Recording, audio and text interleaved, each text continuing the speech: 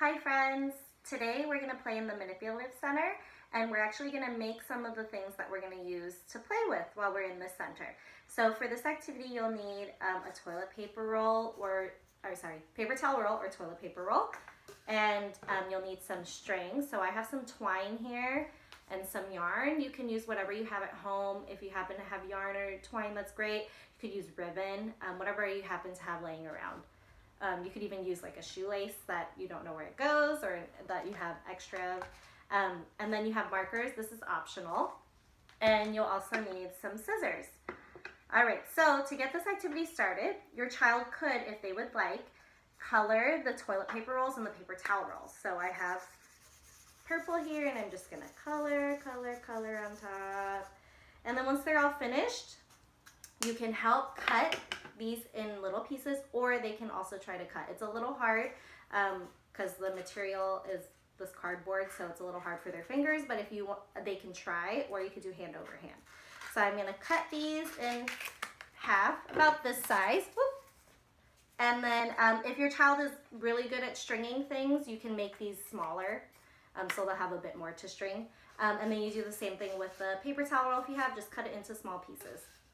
All right, after you're done doing that, you're gonna take some string and you're gonna tie one of those little pieces that you made to the end of one side of the string. That way it acts as a stopper, so when your child is stringing the paper towel and toilet paper roll pieces, it's not gonna fall off. So I have it here like this. All right, and then I'm gonna use some yarn, but once again, you can use whatever you'd like.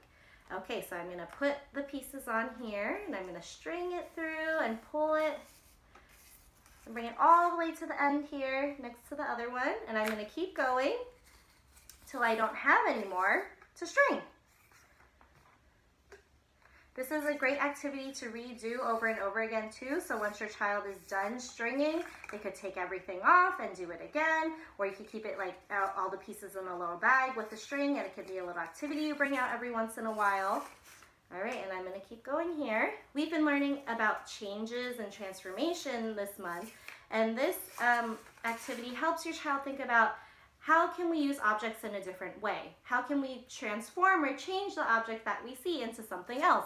So toilet paper rolls and paper towel rolls, you know, we usually just recycle them, but for this activity, we're changing it into little beads that we could use to string.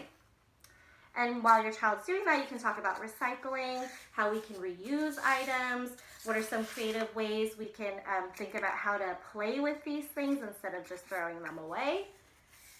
All right, and I have one more.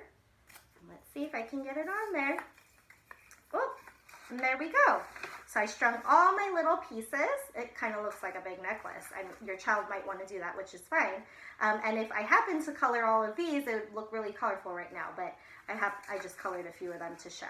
And then after you're done doing that, you can count with your child how many are on here. So I'm gonna do that and we can do it together.